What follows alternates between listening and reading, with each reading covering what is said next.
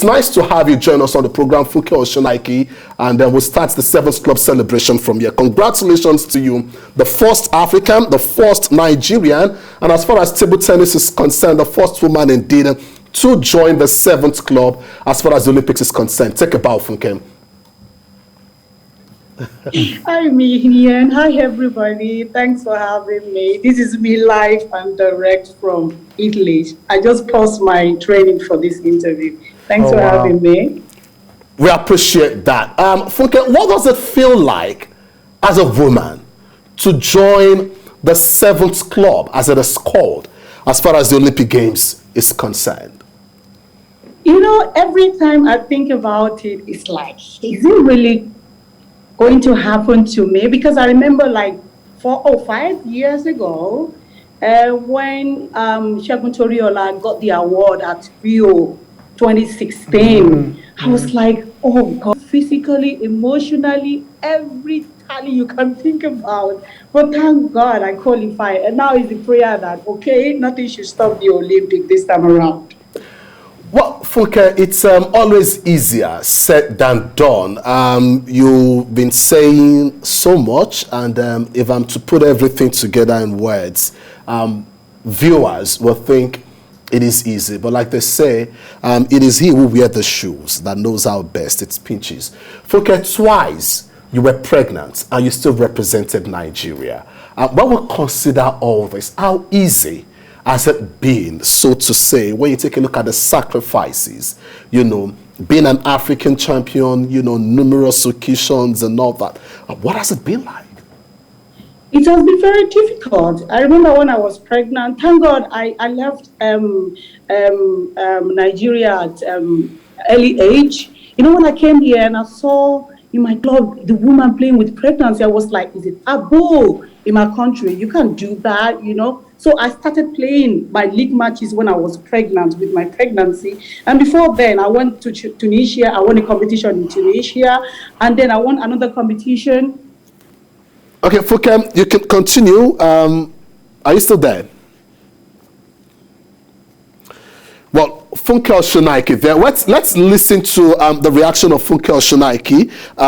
In Italy, she's actually at the High Performance Center with days to the Tokyo Games, preparing for arguably the biggest sporting competition in the world. I've been representing Nigeria since I was 14 years old. That means I've been representing Nigeria for more than 30 years. And I'm a very, very, very proud Olympian. I just qualified for my 7th Olympics, you know, and I'm going to be the first woman in Africa that will be going for 7th Olympics. And I'm going to be the first woman in the world of table tennis that will be in the 7th club. And I'm going to get an award for that, for my beloved Nigeria. I'm now in Italy preparing for Olympics 2020. I'm actually at their High Performance Center. Well, Funke Oshonaike, we understand, is back, and she's been talking about, you know, some of the challenges, sacrifices, and before we take a look at them, the core preparation, you know, with days to the start of the games. Well, Funke, if you are there, you are talking about the sacrifices and the challenges.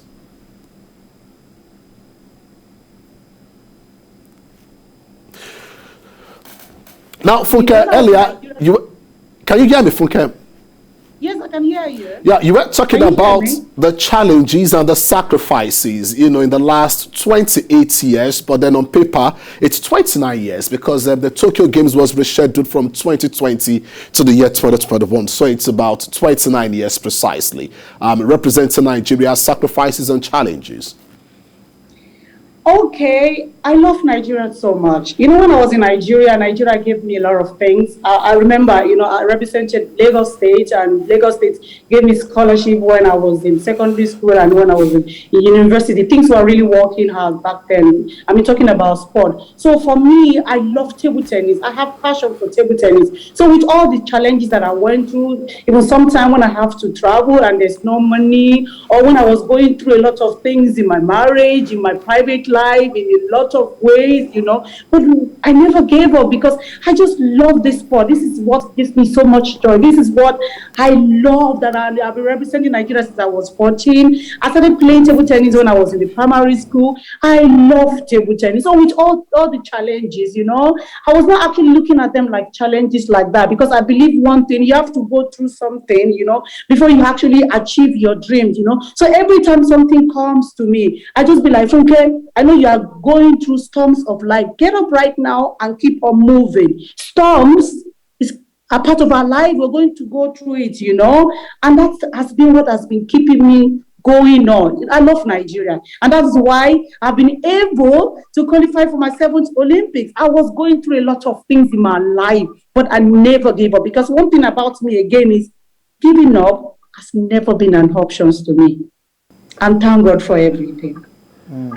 A mother, like they say, the most successful principle ever preached is never give up. And Funke has been talking about never giving up. Well, Funke, we will come back to you. Let's go for a break at this point, because we have to narrow it down to preparation as far as the Tokyo Olympic Games is concerned. Let's go for a break. We'll be back. If you've just tuned in, you're watching the program Sports Desk, and Momodia, you listen to Funke Oshonaike and all she had to say as we look forward to the big Olympic Games. Yeah. I mean, she said a lot. The sacrifices, what she had to go through, in making sure that she gets to her 7th Olympic tournament, and how she juggled, family issues and marital issues with the sport. That brings to mind how passionate she is with the sport. If you don't have the passion for it, you will not last this long. And I just really doff my hat for her. She's done a lot, and you can see the excitement when she qualified for her 7th Olympics. She was really happy because she has been going through a lot of difficult times and still made it out to the Olympics. So good one for Funke. I think this is indeed the legendary status she has achieved. Well, Funke, let's come back to you and take a look at the preparation for the Tokyo Games. You are in Italy at the moment. Can you tell us what it is like in Italy and what you're doing there, leaving your base in Germany to Italy?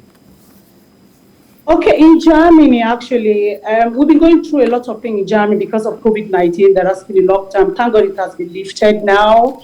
But in Germany, I've not been able to train with big people, I've been able to train with 2-3 girls from my club, and I have a special coach, but that's not enough. I wanted to go somewhere that I can find a lot of good players. I don't know if this will be right. I know you've gotten this question times without number, and this will be my last question, though 2 in 1.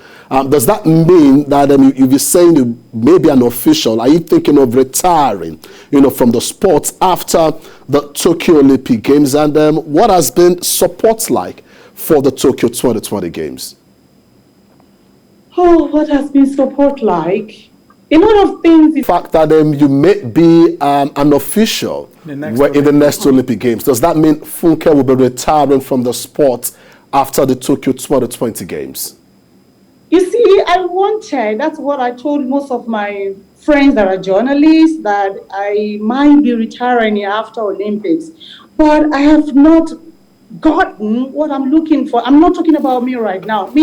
I've gotten everything I wanted, but I want another Funke Oshonaike, a better me. Okay.